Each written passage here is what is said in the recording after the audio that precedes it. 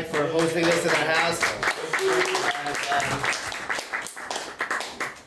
So the first sponsor is sponsoring it to be a refuah shlema for Esther Tava Basara Chava, and the second sponsor Laser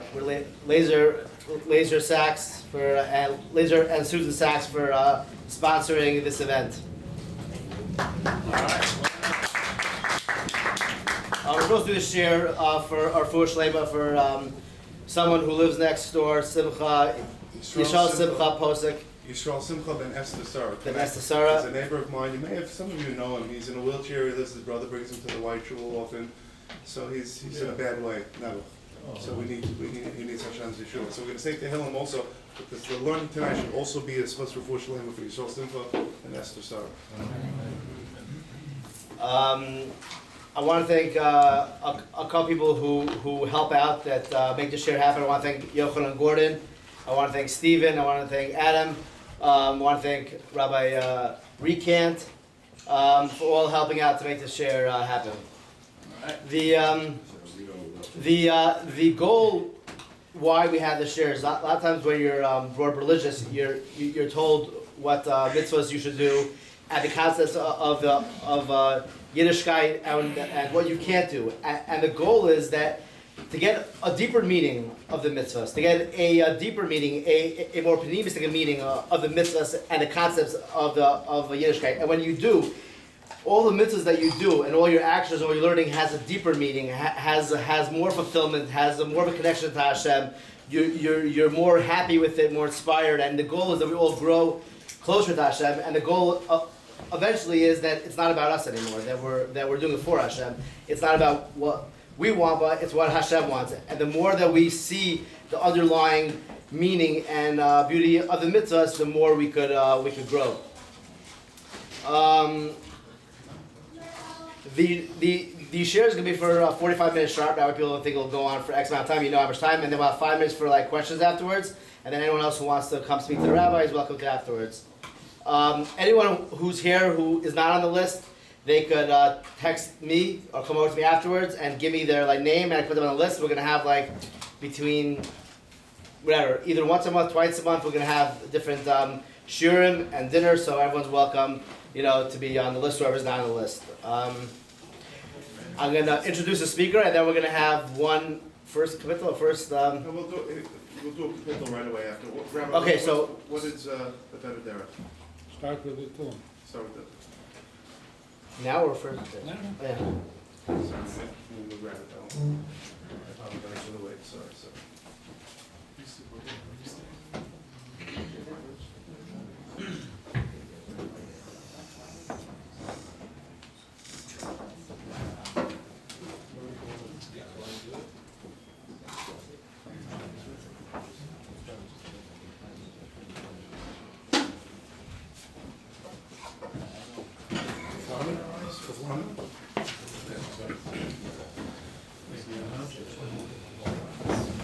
Shalom, Mamakim Krasicha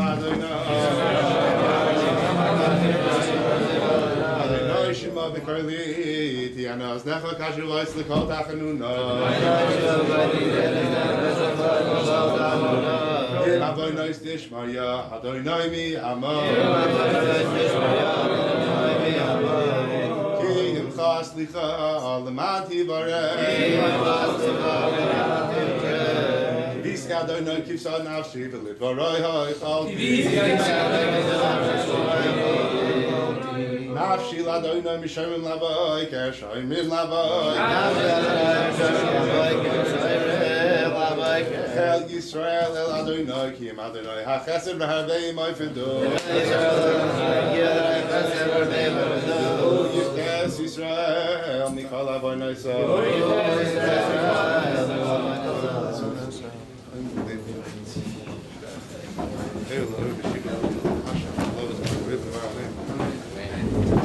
I want to introduce the rabbi here today, Rabbi Mannis Friedman, is a world-renowned author, counselor, lecturer, and philosopher who uses ancient wisdom and modern wit to captivate audiences around the world. Rabbi Mannis Friedman, he hosts his own critically acclaimed cable television series, Torah Forum, with Mannis Friedman syndicated throughout North America. Over 150,000 copies of his provocative yet entertaining tapes, both audio and video, have been sold. Rabbi Friedman's first book, Doesn't Anyone Blush Anymore, published by Harper, San Francisco in 1990, was widely praised by the media. Blush is currently in its fourth printing. Following the publication of the book, he was featured internationally in over 200 print articles, interviewed over more than 50 television and radio talk shows. He has appeared on CNN, A&E Reviews, PBS, and BBC Worldwide, and has been subject of articles in the New York Times, Rolling Stone, 17, Guidepost, Inside, Publishers Weekly, and others. Rabbi Friedman is a noted biblical scholar recognized for his sage scrap of Jewish mysticism. In 1971, he founded the Beis Chana Institute of Jewish Studies in Minnesota, the world's first yeshiva exclusively for women, where he continues to serve as dean. From 1984 to 1990, he served as simultaneous translator for the Lubavitcher Rebbe televised talks. Rabbi Friedman is a professionally ranked member of the National Speaker Association. His speaking tours take him in every part of his country, as well as Israel, England, the Netherlands, South Africa, Australia, Brazil, Venezuela, Peru, Canada, and Hong Kong. Rabbi Friedman was born in Prague, Czechoslovakia in 1946 and immigrated his family to the United States in 1950. He received rabbinic ordination from the Rabbinical College in Canada in 1969. Rabbi Mannis Friedman enthuses each of his listeners and readers with a sense of purpose and definite direction. I'd like to introduce Rabbi Friedman.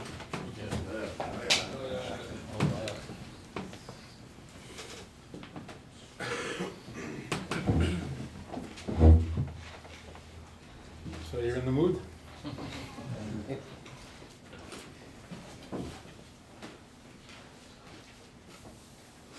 You hear from many on at-risk teenagers, many off the derech teenagers. A common theme. And the argument is, what do I have to do mitzvahs for? The Eibishter doesn't care, and I don't want. So what am I doing? Now, I don't want, this is an old story. We have a Yetzer Hara, we don't want.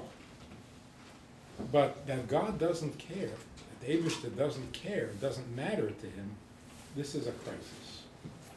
This is a problem. Because if he taka doesn't care, then what is Torah and mitzvahs? What are we doing? And I have a number of questions about this. I don't, this may be old news to you, but for many people, if the Eibishter doesn't need the mitzvah, then explain how it's possible for the Mishnah to say that you shouldn't do a mitzvah al manas l'kabel pras, but you should do a mitzvah shaloi al manas l'kabel pras. How is that possible? If you're not doing the mitzvah for the benefit that you get, then why are you doing it? The only possible explanation is he needs the mitzvah, so whether you get a reward or not becomes unimportant. But if he doesn't need it, and you're not supposed to do it for the reward, then what are you doing it for?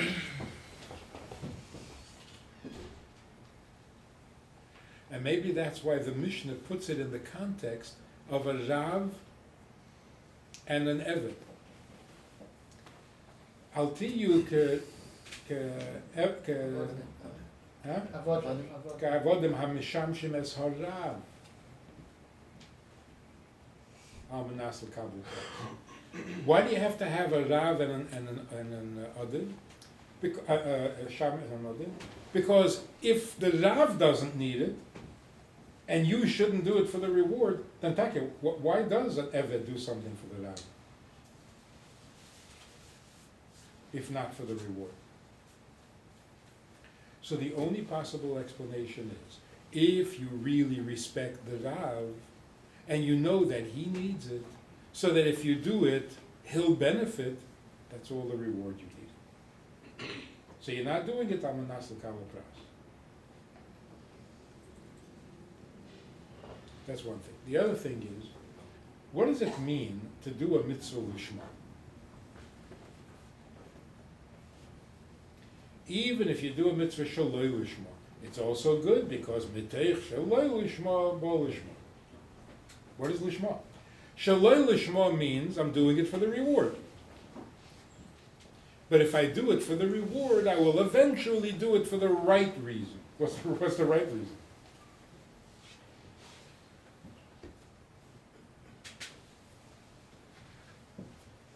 One of the Yud Gimel Ikrim of the Rambam is that Hatayra Hazeis Lei Tehei Muchlafas. It's one of the 13 principles you have to believe, the Emunah B'Torah, that this Torah will never be exchanged.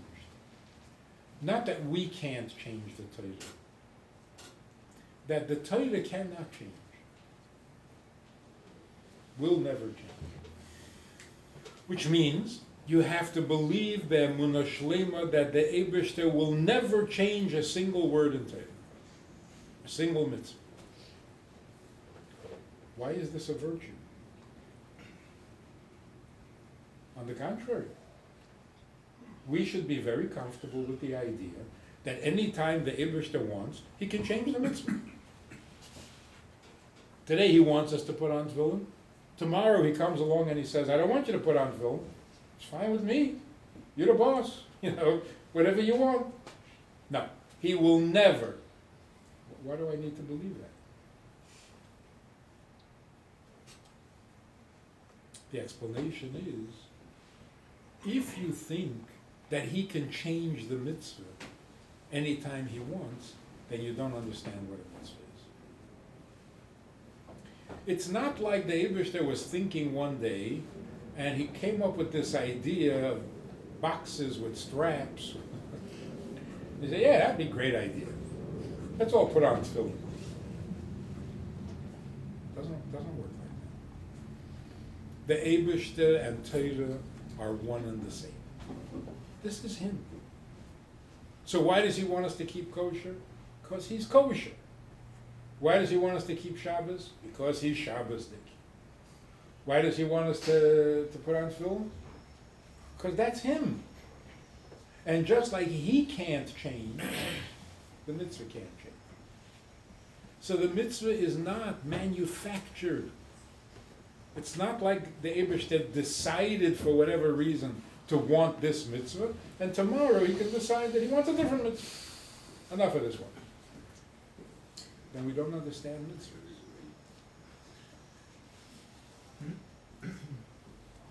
When we tell people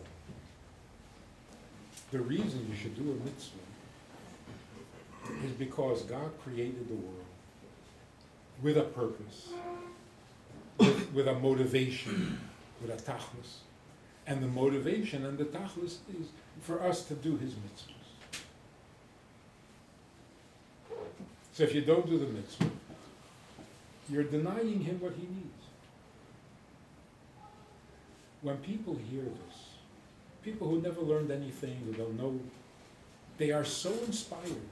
They wouldn't have never heard this. Well, okay, that's a different story. For myself, I don't need this. I'm not religious. But if God needs, well, of course I'll do it. But people who have learned something get very stuck on this idea. Well, wait. What do you mean God needs? He wants. He doesn't need. Why? Because he's perfect. So we have what seems to be a serious conflict here. How can we believe that he is perfect and at the same time be committed to doing his need? If he has a need, he's not perfect. And this makes people very uncomfortable. So they try in every way to say, the Eibishter wants a mitzvah, of course, he wants it. He doesn't need it. Which presents a problem in itself. In a human being, if you want something you don't need, that's called frivolous. It's called immature. What are you doing? You don't need that. Stop it. Oh, I want it. Don't be a child, right? But with the Eibishter, we're comfortable saying he wants things he doesn't need. How did that happen?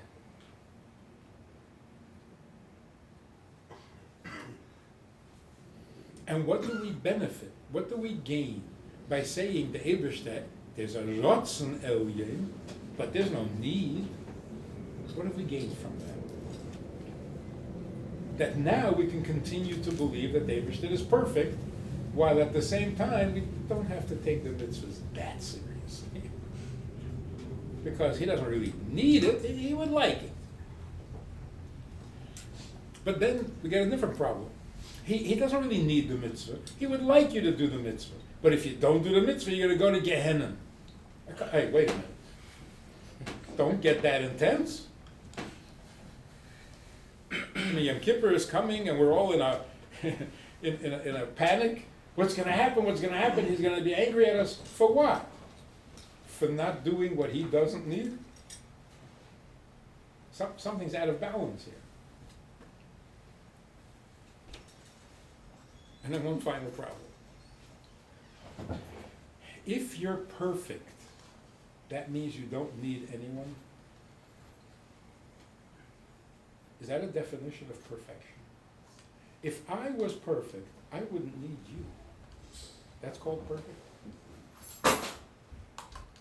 Perfect what?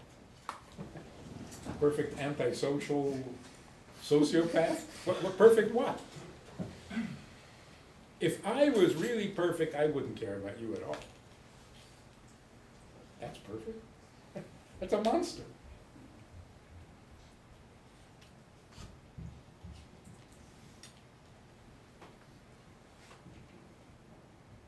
So very quickly,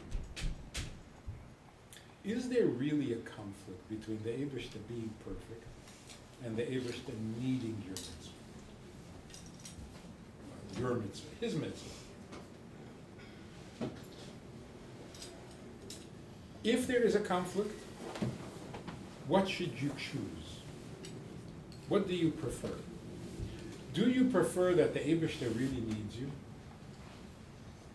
Really needs the mitzvah from you? Or do you prefer that he not need the mitzvah, but he should be perfect? What inspires you more? That he is perfect, it doesn't inspire me. He's perfect, good for him. So why would that be meaningful to me? But if he really needs my mitzvah, that changes everything. Then you wake up in the morning different. I once asked a man, a Talmud Chacham who sits and learns all his life. And I asked him about this conflict. The Eibishter is perfect or the Eibishter needs your mitzvah? He says the Eibishter is perfect. Doesn't need anything. I said, so what does Ivdu es Hashem mean? If he doesn't need anything, you can't Ivdu him. How are you serving him if he needs nothing? So first he said, he really is asking you to do it for your own benefit. So if I do it for my own benefit, I'm serving him. I'm serving me. He says, I gotta tell you, that's the one thing I never understood. I know Shas by heart. I never understood what Ivdu es Hashem means. This is, and then you wonder why kids are dropping out.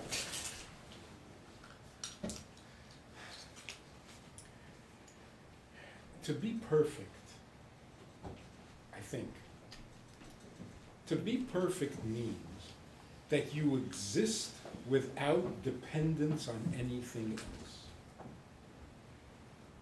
The Rambam calls the Eibishter Amitas Himotze. He is a real existence. Nobody has to create him, nobody has to manufacture him, nobody has to invent him. He's real. That's called perfect. Then the Rambam goes on to say, what makes the Eibishter perfect? He can do anything, he has no limits, there's no physical restrictions, he is dependent on nobody. If everything else disappeared, he would still be. What is all of that describing? It's all describing the Eibishter's being. He exists perfectly. What does perfect mean? Without limit, without restriction, and without dependence on anybody else. So no matter what we do, he will not exist more. Can't make him exist more. And no matter what we do, he will not exist less. That's called perfect. But perfect is a description of a condition. The Eibishter's condition is that he's perfect. Now, this perfect existence has an ambition, a tachlis, a purpose, or he's just happy to exist. Perfect. So imagine that you are the Eibishter. And you are infinite, you are bli gvul, you are eternal, you always were and you always will be. Adon le'olam Hashem molach b'terem kol yitzur nivra v'acharei kechleis hakol. You will be independent no matter what happens. You exist forever and ever and ever. And that's it. You were, you are, and you will be. That's it. Would you go crazy?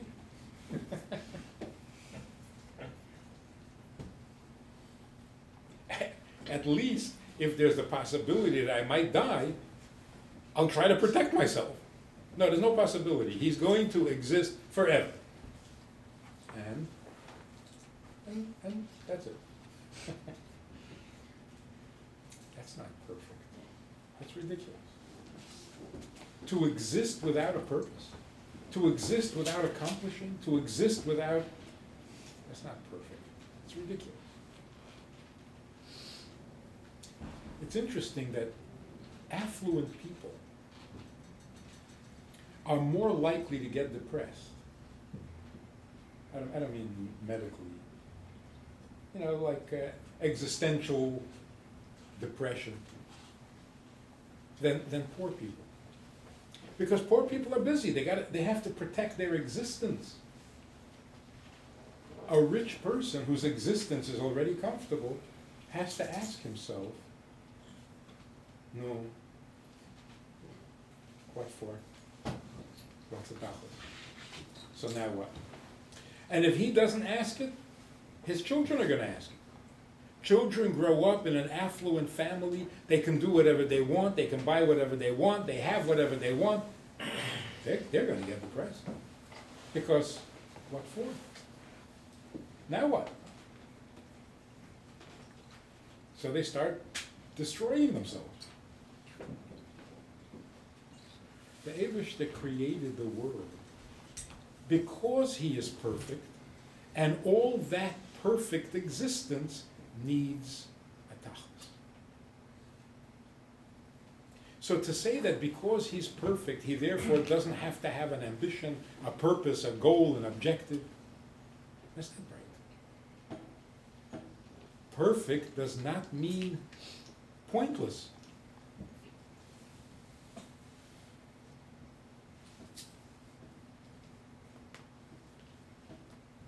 So a woman agrees to marry a man because he's perfect.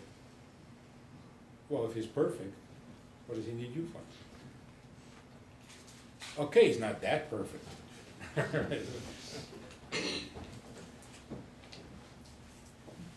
But she wants to think he's perfect. She wants to think that he can exist without her perfectly. But she also needs to know that without her, his whole existence would be empty and meaningless.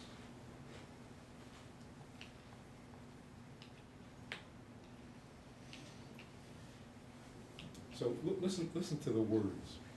Bereshis bara elikim es hashamayim ve'es ha'aretz. Just stop right there. What did you just say? You just said that this perfect being who was and is and will be. Hashem Melech, Hashem Molech, Hashem Yimlech. He created the world. The first question that is so obvious that must be asked, why? He's perfect. What did he do this for? So some people say he did it out of chesed, right? He wanted to do a kindness to us, so he created us. And now we have this wonderful kindness. And if we misbehave, he'll send us to Gehenna and it'll... Wait a minute. First of all, what does it mean? He is perfect, but he wanted to do us a favor. Why? Because Teva HaTov Lehetiv, right? Since he's kind, it's his nature to do kindness. So if he's doing it out of his nature, does he need to do it? Or it's just a whim? If you say it's his nature, then he has to do it. Because on the other hand, the Eibishter doesn't have a nature.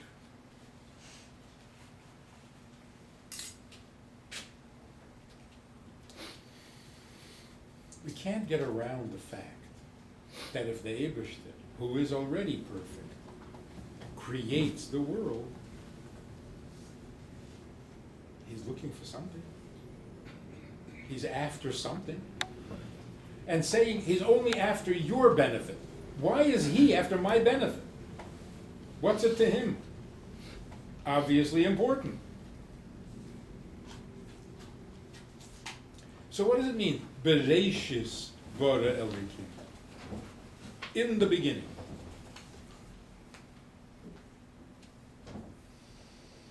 In the beginning means before you had any needs, before you were there to do favors to, he created the world.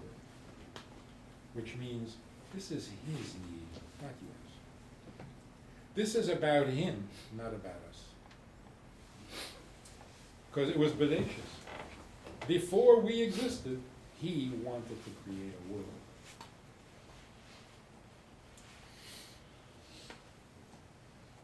Now, if you ask people who insist that the Eibishter does not need anything because he's perfect, you ask them, did he create the world with a purpose or without a purpose? What are they going to say? Well, of course, with a purpose. What do you think? He just creates the world for no reason?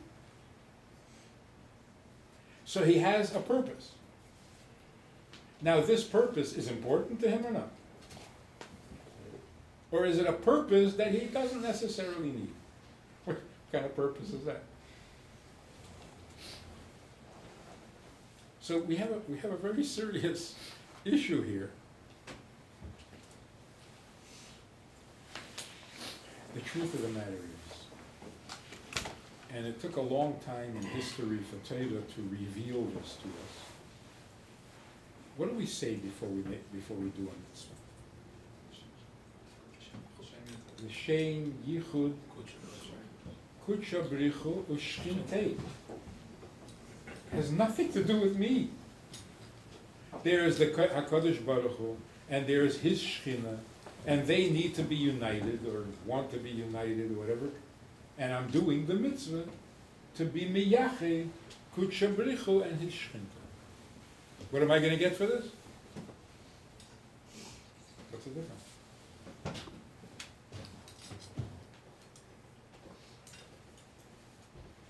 So what is it that motivates the Eibishter to create a world? What is he after?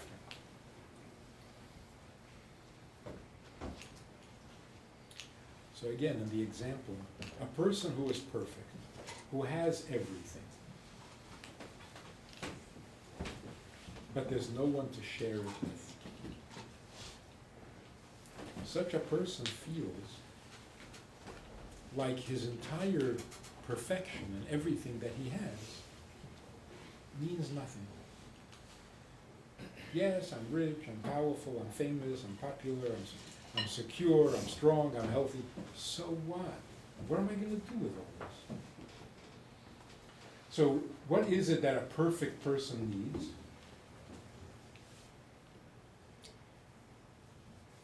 Someone to share with.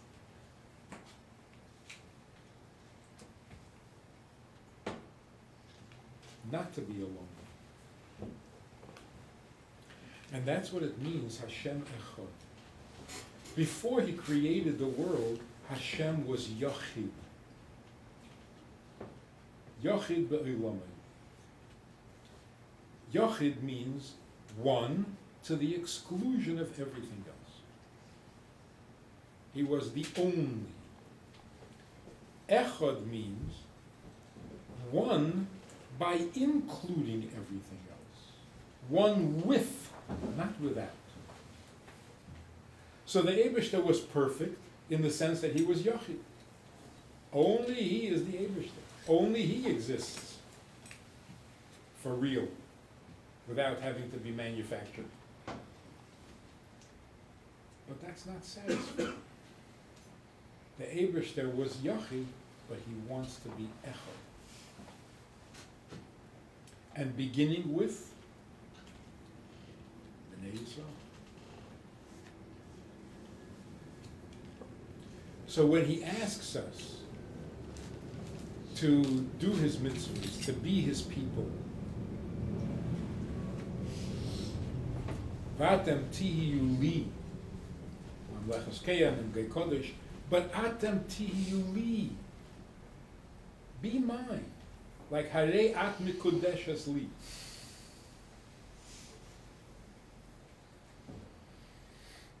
He's asking for a relationship.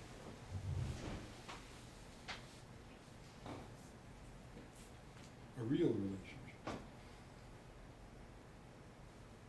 If it's a real relationship, then it makes perfect sense that you should do it. You don't get married for money. You get married to become one.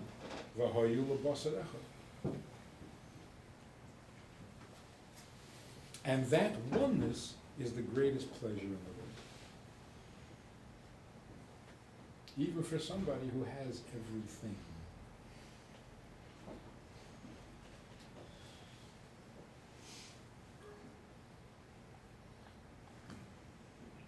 So does it matter to the Eibishter if you do an Aveda? Really? Yes, it does. And how much does it matter? How much does it hurt? Believable. Because by the Eibishter, everything is believable. And how much pleasure does it give him when you do respond to him? By not doing the Aveda, or by doing the mitzvah? Even by wanting to do a mitzvah? It is infinitely pleasurable, infinitely satisfying.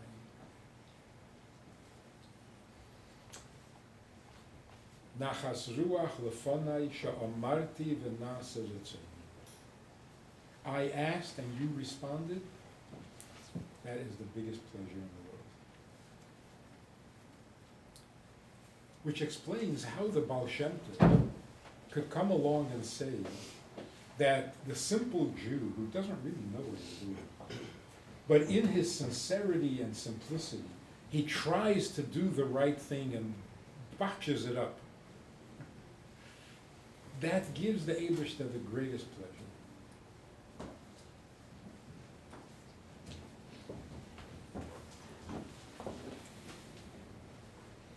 Because the whole world was created for that. That we should respond to him. That we should somehow manage to march to his drum instead of our own drum. You can call that Mesiras Nefesh. You can call that Lefnim Meshuras Adin. You're ignoring your own teva, and you're doing what he asks. That's amazing. And you're doing it because he asked, not because of a reward. That's almost superhuman. I mean, it is superhuman. It's gotta be. That's called Ibdu Es Hashem. And if that's what you're doing, how could it not be B'Simcha?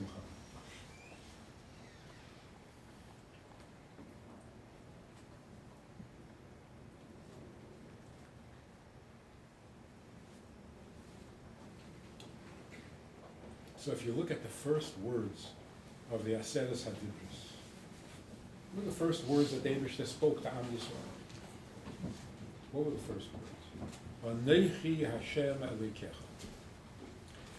And what happens when you translate that into English? Like every translation, it ruins it. The translation into English is, I am God, your God. How many times have you heard that?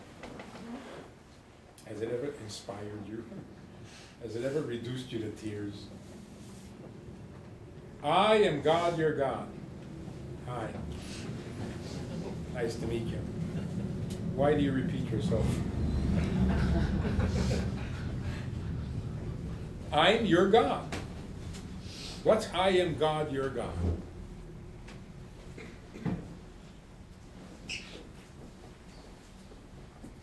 That's why Rambam says that translation is terrible. If you translate literal word for word, it loses all its meaning. So let's try this.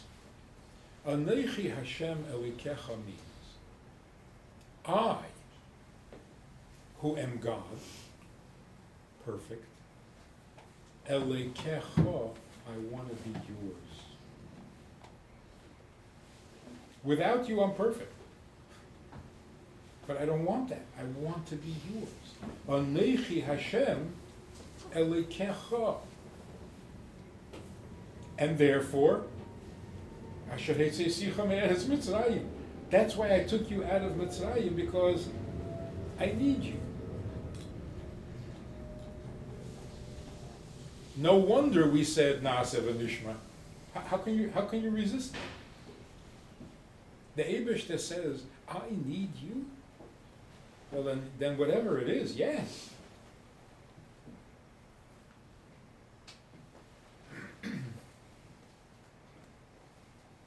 So in Kabbalah, it puts it in Kabbalah language. Every mitzvah is like a limb of the Eibishter. But the Eibishter doesn't have any limbs. So how does that help me understand anything? What it means is, just like every limb in your body is you, you didn't invent it, you didn't acquire it one day, it's you. The same is true with mitzvahs.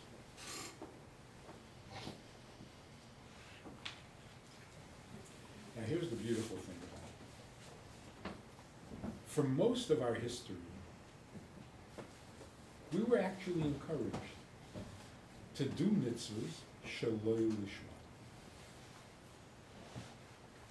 Do mitzvahs because it brings you honor and it brings you glory and it gives you a good life and it gets you into Gan Eden and it protects you from Gehenna. All sorts of benefits that people really appreciate. Because back in those days, maybe they understood what Gehenna was. They understood what Gan Eden was. It was motivating. Today you come to a Jew and say, would you like to put on film? You'll go to Gan Eden. Where is that? Near Miami? It means nothing. No, I mean heaven. You'll go to heaven. I want to go to heaven. If you do this Aveda, you're going to go to Gehenna. Doesn't mean anything to anybody. In fact, most people, if they start doing mitzvahs, get nothing but criticism from their own family. Oh, look who became a tzaddik. Since when are you so religious? You get nothing but grief.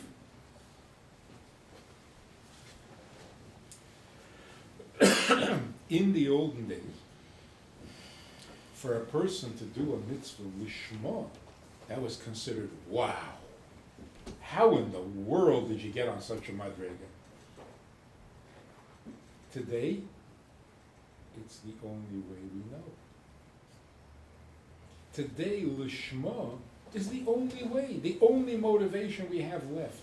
I don't want to go to Gehenna, to Gan Eden. I don't know what's so terrible about Gehenna. They say it's bad. I don't know. It's very hot. I just got back from Paraguay.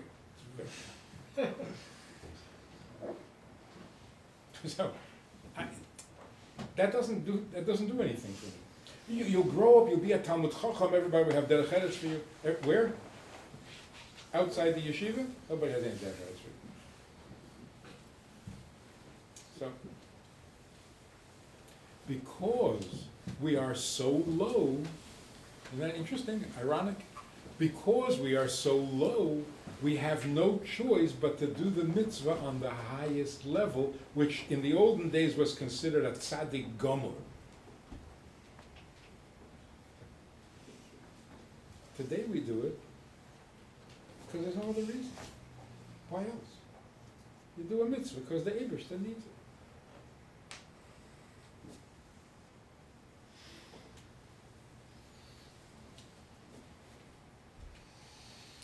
So what does it mean that the generation before Mashiach is either going to be Kulei Chayiv or Kulei Zakai, and depending on whether we're all deserving or all undeserving, Mashiach will come in a pleasant way, or God forbid, not such a pleasant way. He'll come the last minute, or he'll come early, depending on whether we're deserving or not deserving. The truth is, the generation before Mashiach will be completely deserving and completely not deserving. It's not an option, it's going to be both. That's why it's going to be a very confusing generation. It's going to be a very difficult time. And some of the Tanoim actually said, let Mashiach come, but I don't want to be there.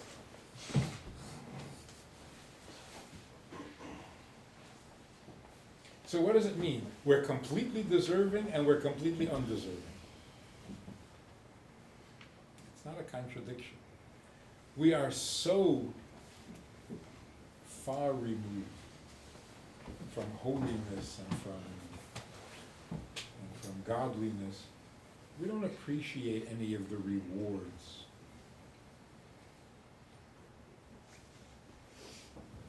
I mean, they say the Badikshiva woke up the first day of the morning of Sukkot, and he couldn't wait to get to the esrog, and he went through a glass door in his passion for the mitzvah. Baruch Hashem, we don't have that problem. Not going to go through no glass doors. We'll have a coffee before. I mean, you know, we don't have that problem.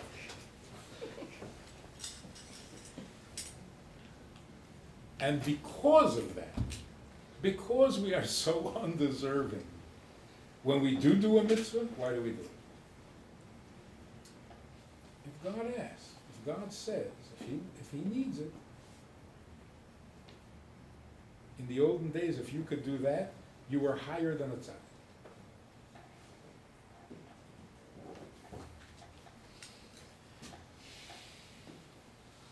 By default, we are today doing mitzvahs like the greatest of the tzaddikim in the past.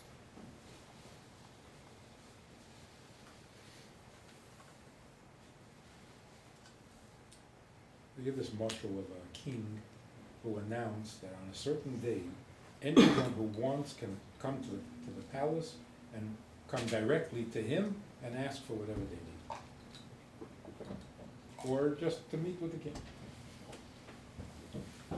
So the great philosophers who showed up heard the debates that were going on in the library of the palace, and they got so enamored with it, they got so carried away with it, they stayed there all day listening to the arguments, the philosophy, the beauty, the wisdom, and before they realized that the day was over and it was too late to see the king. Others came who were very talented, and they heard the royal orchestra playing.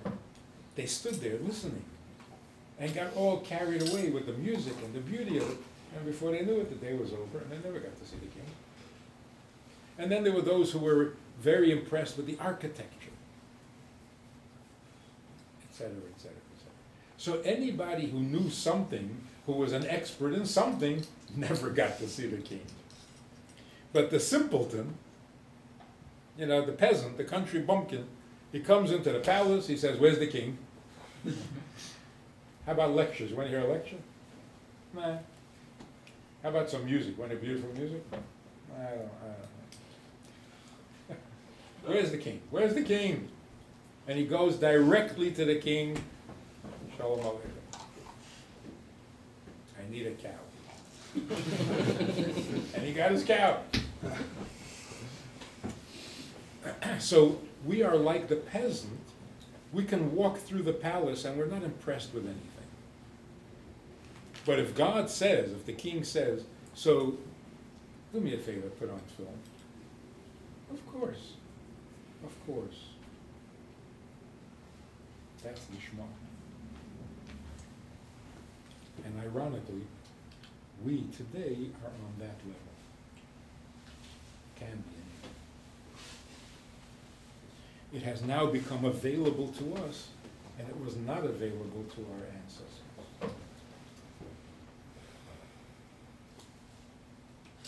So we are the generation before Mashiach. We are completely undeserving, and we are completely deserving.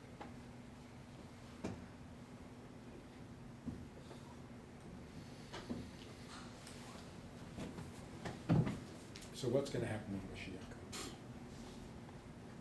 The world is going to change. Everything will become perfect. What's going to happen?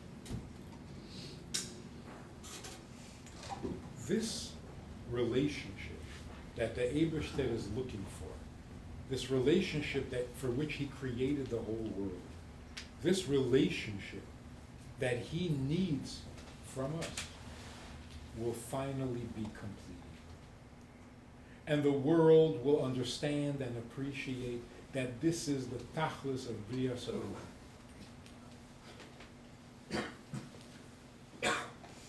Somebody used a beautiful example about Rosh Hashanah. Hayom haras olam. The world is trembling. Why is the world trembling? Because it's Yom Hadin. Hine Yom Hadin.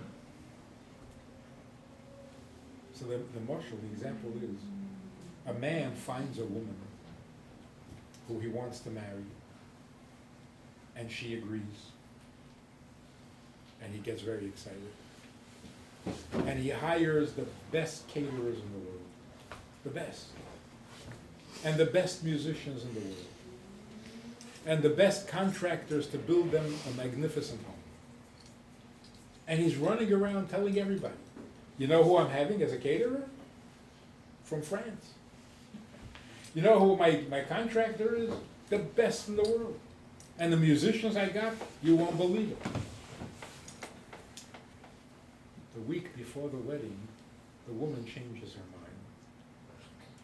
She says, what is he now going to do with the caterer? And with the musicians? And with the contractors? He has absolutely no interest. Means nothing to him. But this is the best caterer. I don't need a caterer. But these are the greatest musicians. What do I need a musician?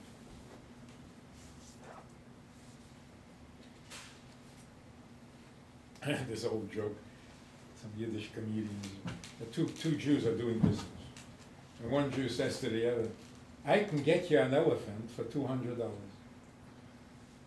He says, "I live in Brooklyn. What am I going to do with an elephant?" He says, "It's only $200. He says, $200. What am I going to do with an elephant? He said, "No, this elephant is trained. He can do anything, this elephant." He said, "But what I'm going to do with an elephant?" And this goes back and forth, and finally the guy says, "Okay, fine. For $250, I'll get you 2 elephants." He says, "Oh, now you're talking."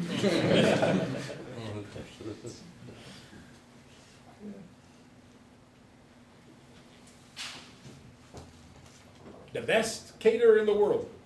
What am I going to do with a caterer? She's not marrying me. I'll get you the best musician. For what? She's not marrying me. That's Rosh Hashanah. The whole world is basically a musician, a caterer, a mountain, an ocean, a planet, a star. Does he need any of that? Yes, if we're getting married. If we're getting married, he wants it to be in a beautiful world, in a beautiful setting. Everything becomes magnificent. If we, God forbid, say no, then the whole creation becomes cluttered, useless, meaningless. It's all for the relationship. And for the relationship, everything is precious. But without the relationship, that's Rosh Hashanah. Rosh Hashanah means we have to say something. We have to complete this relationship. The first time he created the world for free. But now, if we're not interested, then everything loses its meaning. So when the world will realize that there is this incredible relationship between Yidden and the Eibishter, for which he created the world, for which he keeps the world, for which all other nations exist to support this relationship, that's Yemei Mashiach. That is a Mashiach world. A world in which all the nations will celebrate our special relationship. Until now, or until Mashiach, they're not comfortable. They don't like it. They're jealous. What makes you the chosen people? But that's insane. When Mashiach comes, the world will finally become sane.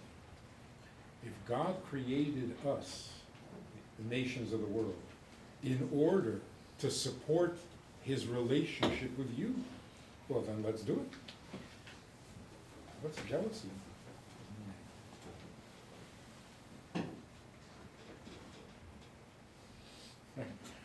It's like Albert Einstein had a dumb brother. Can you imagine? The brother says, how come everybody always talks about him? What is he, some kind of an Einstein? Yeah. What, you're jealous? You're jealous because he's a genius? That's so childish. On the contrary, your brother's a genius. Why aren't you proud of that? Why don't you tell everybody what a genius your brother is? It'll make you look good too. So instead of being jealous, grow up.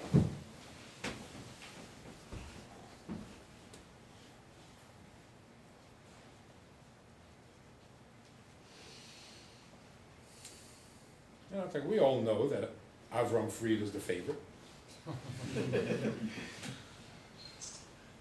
And it's beautiful. The man can sing. What am I going to do? You can't argue with this.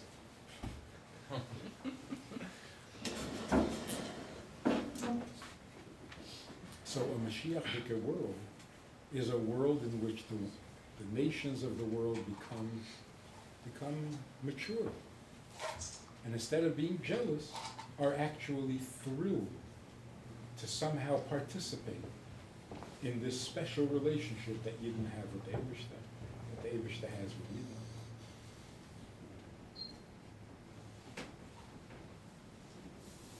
Then the world will be normal.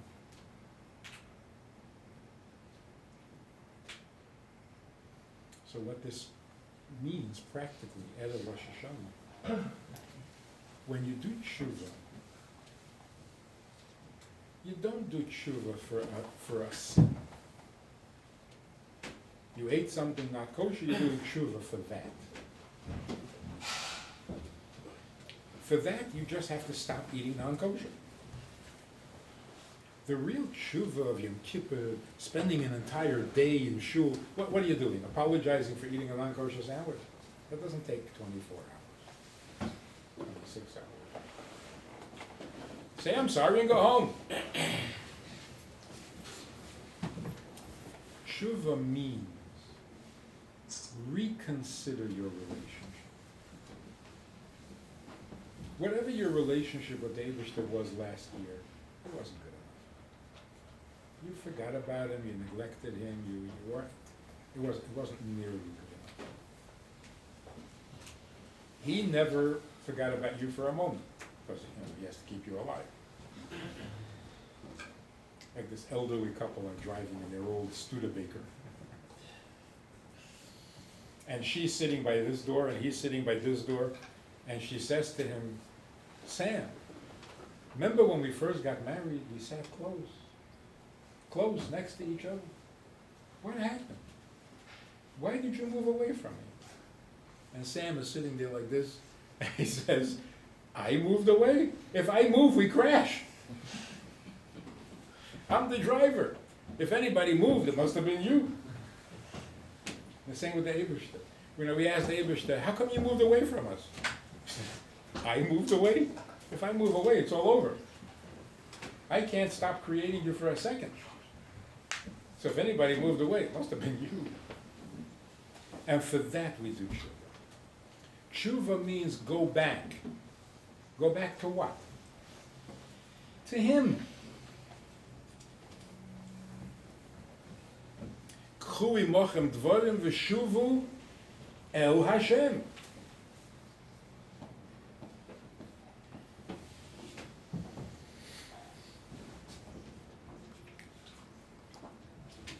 That's worth focusing on for 24 hours of Yom Kippur.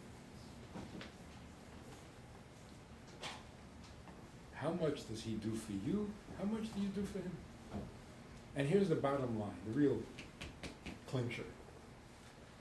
If you're talking about the Eibishter needing you, needing your mitzvah and your relationship, he needs you much more than you need him. Does it make any sense? Because why do you need him? Because without him, you wouldn't live. And then your problems are over. So if you don't live, that's it, your problems are over. Can you imagine his problem? He'll never stop living. And he needs this relationship. So if he doesn't get the relationship, who's going to suffer? You're not going to exist. You're not going to suffer. He will continue to suffer forever. So who needs whom?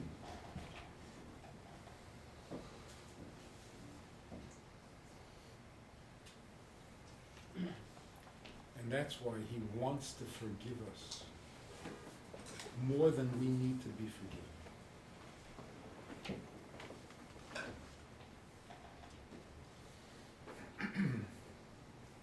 That really changes everything. Because if you say the Eibishter is perfect and the Eibishter is endless and the Eibishter is all capable, all knowing, all powerful, and you should love him with all your heart, excuse me, but how do you love somebody who doesn't need you? Who is so perfect that you don't mean anything to him? V'ahavta es Hashem means really? I mean, really loving him? How can you love him? He's not lovable. He doesn't need you. He's all powerful. He knows everything. What are you loving? It's a one-way street.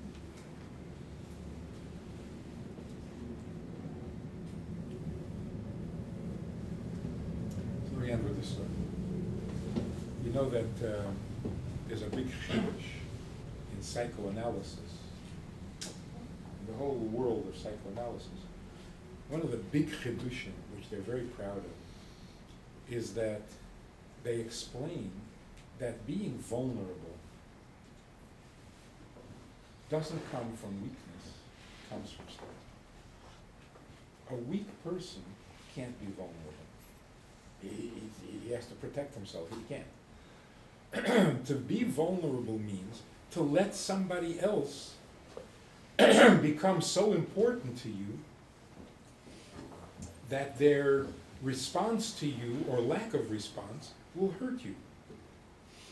Only a strong person can do that. So a couple of years ago, I get a phone call from a guy who says, I think so. He says, I don't want to give you my name. I live in a small town in Oregon. There aren't any Jews. I was born a Jew, but for the last 36 years I've been practicing Christianity. And I'm a retired psychiatrist. And I'm feeling, as I get older, I'm feeling the need to connect with my people. So living out here in the middle of nowhere, what can I do to feel connected to me? Which is itself a pretty impressive heritage. So I said, you get a pair of tefillin, you'll put them on every morning, you'll feel very connected. He says, I can't do that. Every time I try to do something Jewish, I've had a bad experience.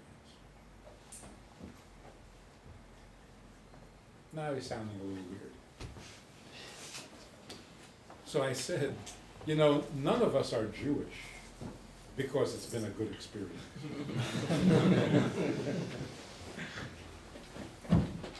If you do what God needs from a Jew, you feel like a Jew. If you do what God needs from a non-Jew, you feel like a non-Jew. He says, God needs? I'm not familiar with that. So now, everything I say is giving me an argument. He won't even give me his name. The guy's a little strange. So I said, look, God is infinite, right? He says, yeah. So he's infinitely kind and infinitely strong and infinitely knowing and so he must also be infinitely vulnerable. Not just vulnerable, infinitely vulnerable. So he starts to laugh. And he says, God is vulnerable. God is almighty. So I said, doctor, you're not suggesting that being vulnerable is a weakness, are you? He got so flustered, he hung up the phone. A couple of days later, he calls back, and he says, I don't want to give you my name, but where do I get tefillin? So now, I figured, let me give him a hard time. My turn. So I said, why all of a sudden? He says, because I can't accept Christianity. I said, after 36 years? It's really very hard to get somebody out of it. I said, after 36 years? He says, my professional background doesn't allow me to accept it. I said, after 36 years? He said, let me explain. In my profession, psychoanalysis, we know that if a man says to a woman, I love you very much, more than anybody else, you're not interested? Okay. Doesn't cost me anything. Your loss. We know as professionals that that man's claim that he loves her was never true. It's not love, it's manipulation. Because to love someone without being vulnerable, that's manipulation. It's almost like love me or else. It's not love. So the message, God loves you very, very, very much. Does he need me? He doesn't need you. This doesn't fly. So if the Eibishter loves us, it must mean that when we don't respond to him, he is infinitely hurt, infinitely vulnerable, which of course makes him lovable to us. if you really need, I can love that. But if you're perfect and you don't need me at all, how am I supposed to respond to that? Love you with all my heart?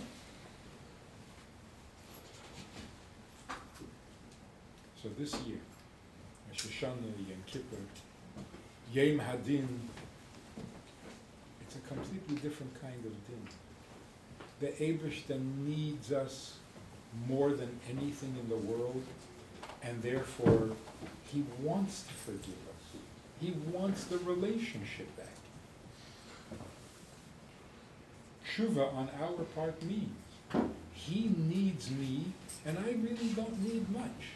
So what am I doing? Focused on my needs when he has an infinite need?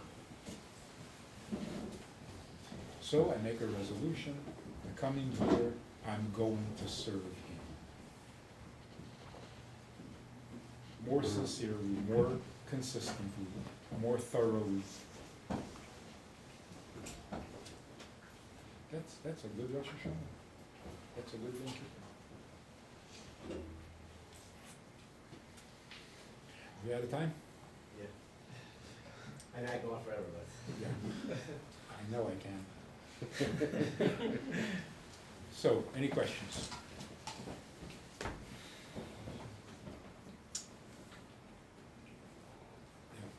Why then does it say the Rabbi created the world, the Chesed Chin? Yeah. When it says that the Eibishter created the world out of Chesed, it doesn't mean that that's why he created it. That's how he created it. Oh. Right? The Medrash says that Olav b'machshavtei livres ha'elam b'midas ha'chesed, lo she'ein ha'elam miskayim, so he added midas hadin. Or the opposite way. Right? Try it midas hadin without chesed, that doesn't work. But that doesn't tell you why he created it. With what did he create? Chesed, Gvura, Tiferes. Those were the... In fact, you remind me that once you learn a little bit of Kabbalah, you have to change your whole way of thinking, because the Kabbalah says, Sheishes Yomim Oso Hashem, not Bisheishes Yomim. Not God created the world in 6 days. 6 days created the world. What are the 6 days? Chesed, Gvura, Tiferes, Netzach. So Sunday, the Eibishter created Chesed. Monday, the Eibishter created Gvura. Now Chesed is Ahava. So if you say, why did God create the world? Because he loves you. Well, wait. Love was created on the first day of creation. So what motivated creation? If you're creating love, then that can't be your motivation. Something you wanted before there was love. So listen to this very romantic idea. The Eibishter said, I need you. I need you to be mine, because I am yours. Love will help. Okay, I'll create love. Compassion will help. I'll create compassion. Netzach will help. I'll create some netzach. Whatever it takes, but I have to have you. That's what a marriage should be. A marriage is not, I love you so much, marry me. No. Marry me, so that we will be together. Love is helpful? Fine. I'll find some love. I'll steal it if I have to. But you have to be. Love is just a method, not the objective. You're the objective. That's why I joke about it with Kalas. So you know what the Chassan is going to say? He's going to say, Harei at mekudeshes li b'taba azu kedas me. Most Kalas don't hear the whole sentence. Once they hear Harei at, they're happy. Why? Because this is about you. That's all they want to hear. Das Moshe Yisrael, that's all commentary. They already got the main message, that it's about them. So Harei At, not Ani Mekadesh, no, it starts with At, not with me. The same is true. Every bracha that we make, how does a bracha begin? Baruch Atah. Not like Meida Ani. Meida Ani is not a bracha. You can say it without washing that glass. Because it starts off with Ani. A bracha starts off with Atah. Hey, wash your hands. For this you have to make a hacham. But that's the ultimate statement. Baruch Atah, this is about you. What about you? Whatever. Asher Kiddushanu b'mitzvos. What? That's already commentary. The main thing is Atah. So when the Eibishter said, Anechi Hashem Elokecha, can you imagine how callous and how ugly it would have been if Jews were to, the Eibishter says, Anechi Hashem Elokecha, and the Jews say, yeah, what do you want? So what do you want? That's what the non-Jews said. The Eibishter came to all the nations and said, I want to be yours. And they said, why? He said, okay, never mind. Never mind. You got no romance in your soul.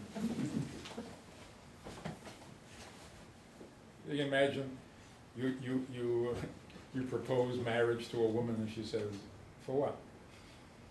You want to marry me? Yeah, for what? What are we going to do? Go home. Yeah. So what you described is basically Hashem wants a kind of a love relationship between us and Him, and He gives us, a list of requirements of, what to do to give Him nachas ruach. So on one hand, we have these actions that. This is gonna be the last. Sorry. This is gonna be the last question, and we gotta do Marav, and people have to. Okay. On one hand, we have to do actions to bring Him nachas. On another hand, what you had mentioned is that He wants the feelings, He wants the intentions. But we do have madrigas in the actions, and those people among us who have yetzer hara, sort of, the higher the madriga is, the less enjoyable it is for us to perform those actions. So option number one is for us to feel good about something, just do it on the basic level and sort of, do a mitzvah in an easy way and feel good about it. Or we have an option to do a mitzvah, at a higher madriga, but not feel good about that. Obviously, the best option is to feel good about it and do it at the highest madriga, but because of Yetzer Hara, it holds us back. So what is more important to Hashem? For us to do the action or to feel good about it? There's a bit of a contradiction between the action and the feelings. Yeah. But you have to ask that same question in a marriage. A wife says, how come you never say I love you? The husband says, if I say it, you'll be happy? She says, yeah. He says, fine, I love you. What's more important, that he say it or that he mean it? Okay. So the objective is that we should do the mitzvah for him, and that should be our pleasure. So it's not without pleasure. But the pleasure is not that I like this. The pleasure is he likes this, and that's my pleasure. Now the Yetzer Hara, by the way, what does the Yetzer Hara want? I think the Yetzer Hara wants a non-kosher sandwich. Who cares? Even the Yetzer Hara doesn't care. The Yetzer Hara wants the dafke be machal Shabbos. Dafke marry a non-Jew. All the Yetzer Hara wants is my way. The options are serve him or serve yourself. That's Yetzer Hara. Yetzer Hara means, what about me? And the answer is, what about you? You're temporary. Your desire, your appetites, you'll change your mind 10 times in your lifetime. The Eibishter really needs something. What kind of contest is this? What about me?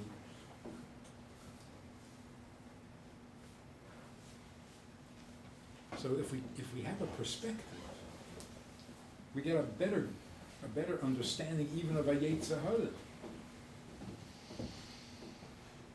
So somebody says, I have a terrible Yetzer Hara to be Mechalel Shabbos. No, you don't. Because there's no pleasure in being Mechalel Shabbos. The pleasure is you're doing it your way. The pleasure is the me. Oh, come on, that's embarrassing. That Frank Sinatra song? Yeah. He's so proud. The main thing is, I did it my way. You don't know any other way to do things. What are you proud of? Did it my way. And that accomplishes what? But that's the Yetzer Hara. That song is basically the Yetzer Hara's theme song. I did it my way. Shkoyach. Yeah.